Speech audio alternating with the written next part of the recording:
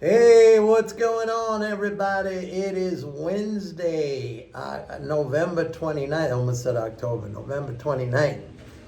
And I found my selfie stick. Here it is. I got the thing hooked up today. Little chilly here for LA anyway. I think this morning was 51 degrees when I went running. And remember, I wake up at 3:30 a.m., so I'm out there running like a little bit before 4 a.m. 51 so far was the coolest it's been since I got out here.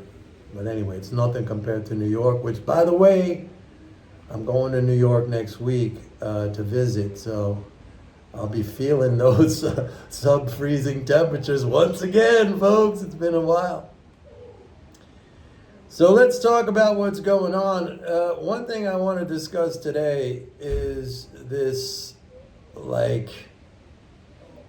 unbelievably ridiculous coverage of Treasury auction activity lately. If you watch CNBC, and again, I said to you guys, if you want to be stupid, watch CNBC. I mean, it's a free country, you can do it. But if you want to get stupid, watch CNBC, because that's what comes out of that place, is just sheer stupidity. Okay, guys like this guy, Rick Santelli. I mean, I don't even know how this guy still has a job after all these years. And people even Steve Leisman, their chief economics reporter, I don't know how he has a job after all these years. And this doofus, I forget even his name, the guy who's one of the anchors. Anyway, enough about CNBC. I want to talk about this ridiculous, all over the place coverage of Treasury auction activity. And the thing is always did the auction fail? You had a fat tail. The 7-year didn't go so good. Oh, the 2-year went great. Then the next day, the 30-year didn't go. Folks, this is analysis, micro analysis, and I'm using air quotes here because it's not analysis, but we'll call it that for now. This is micro analysis to an extreme, okay? To an extreme. I mean, basically what you're talking about here on auctions that succeed and ones that fail, you're talking about a few basis points in either direction, okay? And this whole idea and this whole discussion, even raising the prospect of whether or not, people are gonna buy, it's completely ludicrous. First of all, let's break this all down. Number one, the money to buy treasuries, no matter what they are, T-bills, notes, bonds, the money to buy treasuries comes from government spending itself. The dollars have to be put there first before a single treasury security can be sold, because the only way to purchase a treasury security is with some dollar balance that you have in your bank. You can't buy them with yen. You can't buy them with any other foreign currency. You have to have the dollars. The dollars can only be put there by government spending. So the dollars are in the system. There is no inability for the government to sell treasuries. And focusing so minutely on these auctions, a tail, no tail, a few basis points higher than what was expected, a few basis points lower. I mean, it's completely ridiculous. So far this month, and the month is not even over. Today we're the 29th. Okay, we got one more day. So far this month, the Treasury has sold 1.85 trillion. Actually, that was as of the 27th, so it could be higher. Sold 1.85 trillion of government securities this month.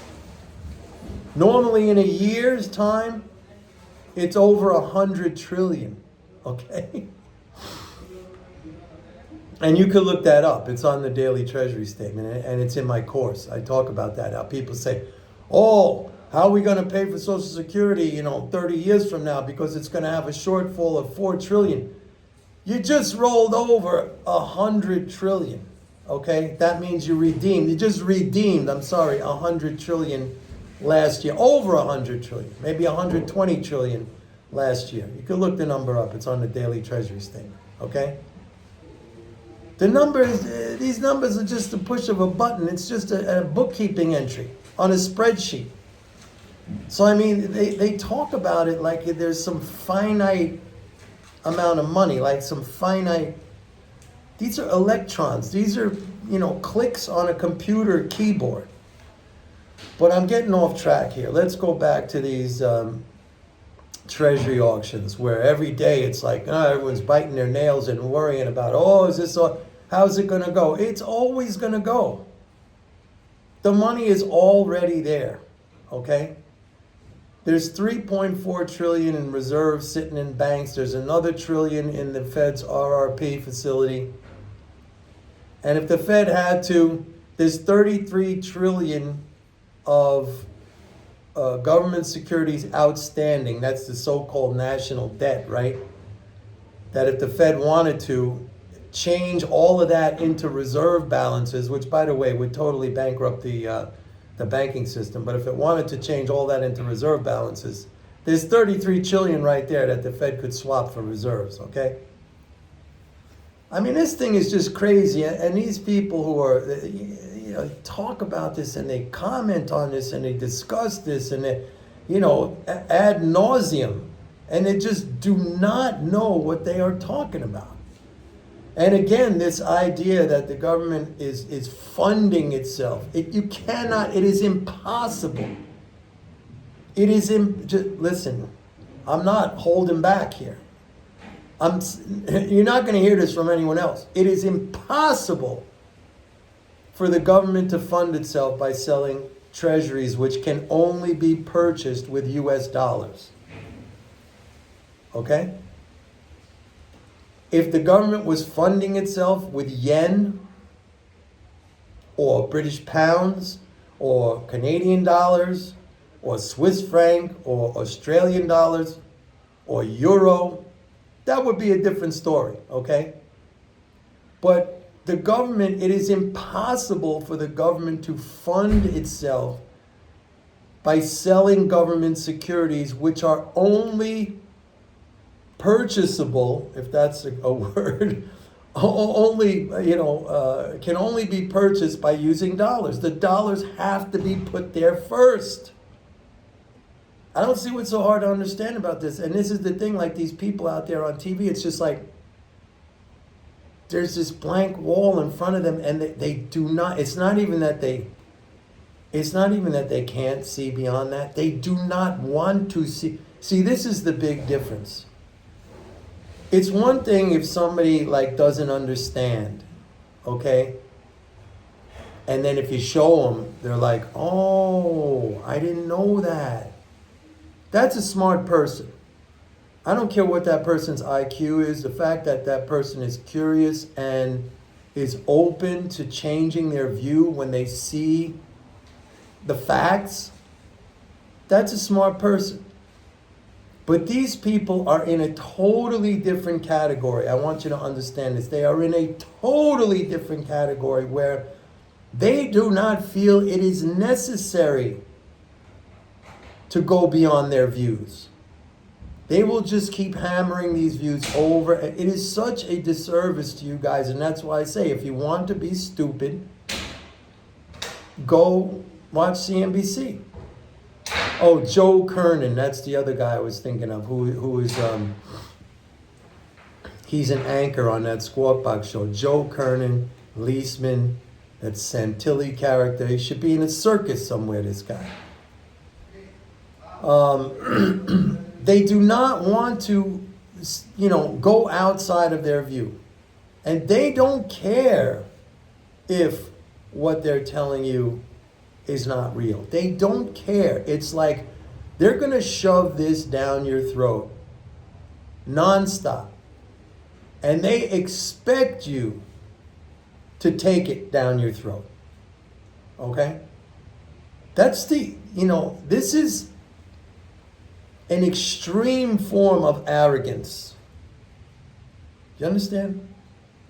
They do not want to move outside of their view. They're just going to keep ramming it right down your throat. And you are, if you listen to them, you are expected. And if you don't listen to them, you are still expected to embrace their view, to listen to them, to worship at the altar of their knowledge, right? Of which they have none. So this stuff to me is comical. Like a lot of this shit is like just every day. What's the auction gonna be? Dude, they already sold practically 2 trillion. By the time, tomorrow is over, it'll be like 2 trillion, okay? Nothing happened. As a matter of fact, interest rates went down. Okay? They weren't running around in the streets saying, hey, would somebody please buy these things? That's number one. Number two, there are these banks and dealers on Wall Street called primary dealers. They're the big banks like JP Morgan and Citi and Goldman Sachs and Morgan Stanley and Deutsche Bank. These banks are they're called primary dealers, okay? They literally apply to the federal government, to the Fed, to operate in that role. And if they get approved, they have to have, very, very, very stringent requirements to be categorized as a primary dealer. Once you get authorized to be a primary dealer, your bank, whatever it is, JP Morgan, Goldman, Deutsche Bank, whatever. Once you get, once the Fed says, okay, we grant you status as a primary dealer, you are obligated to participate in these auctions. The government sells, when it sells treasuries, when it sells bonds, the dealers are the ones who have to step up and buy them. And then they have customers that why do the dealers want to do that? Because they buy basically at a wholesale price from the government, and they could flip it over for a little haircut to their customers. Okay, who are their customers? They could be big institutions, they could be wealthy individuals, blah, blah, blah. Okay, other banks, stuff like that. So they're always going to be there because they have to be there by that designation, and they applied for that. It wasn't like pushed on them, like the Fed says, okay, JP Morgan, get over here.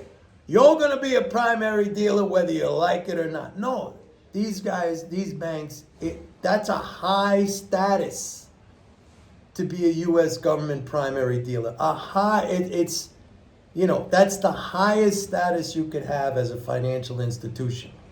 That's a very, very limited club, okay? Not a lot of institutions are allowed into that club. You're in a rarefied club when you're in there. They apply for that. They want to do that. Nobody's forcing them to do that. And if they step up and say we want to apply to become a primary dealer, very, very stringent requirements, okay, in terms of your capital, all kinds of stuff like that. So they're going to be there at every auction. All right? They are the buyers.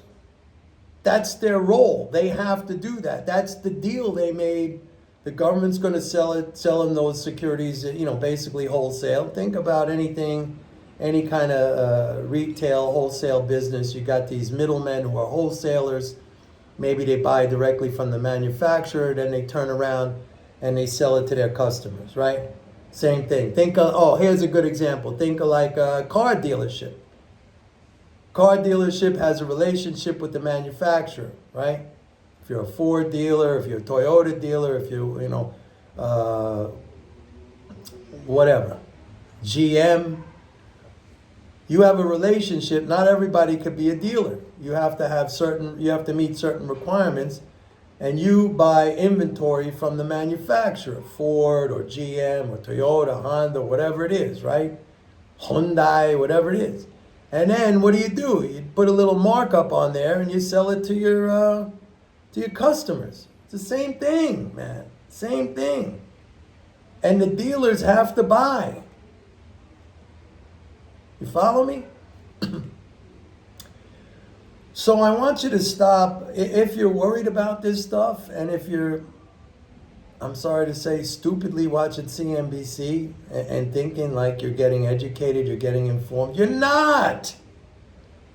You are not. All right? So let me set that aside for a second. Now here's another thing, because again, we're back in this stupidity about the debt.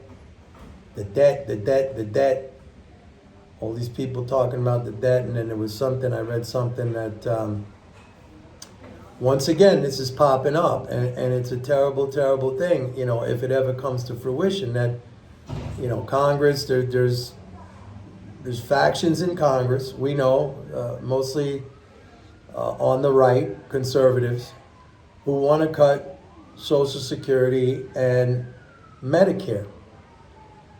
And because the debt, there's two things I want to talk about here. They want to cut Social Security and Medicare. I already said, like, the government redeems every year over $100 trillion, and I'm not making a wrong statement on that. That's on the daily Treasury statement. So the idea that Social Security or Medicare is going to run out of money, it's ridiculous, because you can't run out of money when you are a currency issuer. I mean, this goes back to something that Alan Greenspan said in 2006. I've spoken about this thing many times, and you could Google this or go on YouTube and do a search and say Alan Greenspan schools Paul Ryan. And that's when Paul Ryan was a congressman, and he asked Alan Greenspan, well, you think Social Security would be more secure if we go to private accounts? In other words, give the money to Wall Street, right? So they could blow it out. Because you see now, from what I'm telling you guys, you see who's managing this money. A bunch of idiots who don't know anything. As a matter of fact, now I hate to digress here, but there was an article today in, I think it was Zero Hedge, again. The title of the article was like, everybody got everything wrong in 2023. Well, yours truly didn't get everything wrong. I got everything right, okay? And again, I'm not trying to pat myself on the back. That just comes from understanding. But the point I want to make here is that if you have the wrong understanding, if your reasoning or logic is flawed, is wrong, and you don't try to correct that, but you keep doubling down and tripling down, you're going to get everything wrong. Consistently. Okay? I've been saying that for, I don't know how many years I've been telling you guys this. A lot of you guys have caught on to this now. In the beginning, when I started this channel, for every video I did, maybe I had 100 likes and I had 5,000 dislikes. Maybe I had 80 likes and I had 8,000 thumbs down.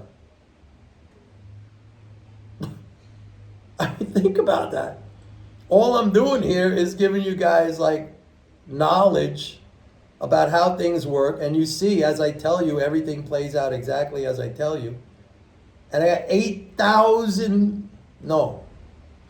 So there's nothing I could do about that. But I see now how like the comments here and stuff like that, it's totally changed. Anyway, getting back to this point, so anyway, Greenspan said to Paul Ryan, and again, I encourage you to look this up, just Greenspan speaks to Paul Ryan, something like that. Google that. Greenspan said, it's not a question of those accounts being secure, going privatized. Because this was his exact words, the government can create any amount of money it wants and pay it to whomever it wants. The real question is, how do we set up a system that ensures that the real assets are there for that money to purchase? In other words, the real assets, what is that? That's food, shelter, clothing, medical care, maybe leisure activities, stuff like that that you actually need to have to live. Things that are finite. The money's not finite. It's like I said before, it's a click on a computer keyboard. So this idea of cutting Social Security and Medicare, number one, that will not, how am I going to say this? That will not make these programs more secure. In fact, it'll make it less secure because it will be a disaster, an economic disaster, if you cut those programs. People depend on that. You're going to have massive loss of income. People are going to go hungry. They're not going to have places to live. I mean, it's going to be an economic and a social disaster. Now, here's another thing that I saw today, which was a comment by Ro Khanna in Congress. Ro Khanna, I'm not sure what state he's from, but he's in the House of Representatives. And he's a progressive. And I think he even has had some exposure to MMT through maybe Stephanie Kelton. I kind of think so. So he says, the reason for the big debt, and again, there's no debt. It's all been paid for in dollars, and people just holding those $33 trillion in the form of treasuries. I mean, I said this so many times, it's just like, it starts to get annoying repeating. But he said it's because, Trump tax cuts and the unpaid for wars and blah, blah, blah, the spending and blah, blah, blah, right? All of those things are wrong. Okay? Those are very partisan, and I'm not taking sides here. I'm not. But those are just partisan arguments that have nothing to do with economics. You know what causes the debt? The debt has nothing to do with government spending or taxes or anything else like that. The debt is a reflection of the non-government's desire to net save in US dollars. In other words, to have enough dollars to pay the tax liability and to have a little extra left over for themselves. The non-government, which is all of us, it's everyone in the world who is not the United States government, they desire to net save in US dollars, and they will do what is necessary for that to happen. In other words, they maybe sell their labor to the US government to be employees of the government, maybe sell goods and services to the government to attain dollar balances, and that just percolates through the economy. That's what causes the deficit, because the government is a supplier of dollars, and we, the non-government, are a maker of things. We're a maker of things, goods and services. The government is a supplier of dollars. So if we want to have more dollars than they take away from us, in other words, have a surplus, by definition, the government has to have a negative balance, right? A deficit. But it's not a bad thing. And it's created by our desire, all of us, the whole world, which is not the whole world apart from the U.S. government's desire to want to net save in U.S. dollars. That's how it works. It's not about, well, how much it was taxed, and the only way for the government to run a positive balance is to take away our net savings. And what does that leave us with? A big, gigantic hole, which is massive, massive poverty. Now, if we wanted to save in some other currency, like yen, or like I said before, that's something else. Then we would sell our goods and services and labor to Japan or China or whatever to acquire their stuff. And then the government wouldn't have a negative balance. Wouldn't need it. Those other places would have the negative balance. But that's not what's going on, and it hasn't been going on, since basically after World War II. So that's it, folks. That's it. I don't know. It's crazy out there, man. All right, don't forget, go to my website, pitbulleconomics.com, sign up for a 30-day free trial of MMT trading. You guys go, you got to sign up. I'm not going to be doing these videos every single day. But You sign up, you get my emails all day long about what's happening in the market, what to expect, things coming up, stocks to buy, foreign foreign exchange, gold, commodities, oil, etc. I'm going to do these every now and then now, not every day, but if you want to be on board,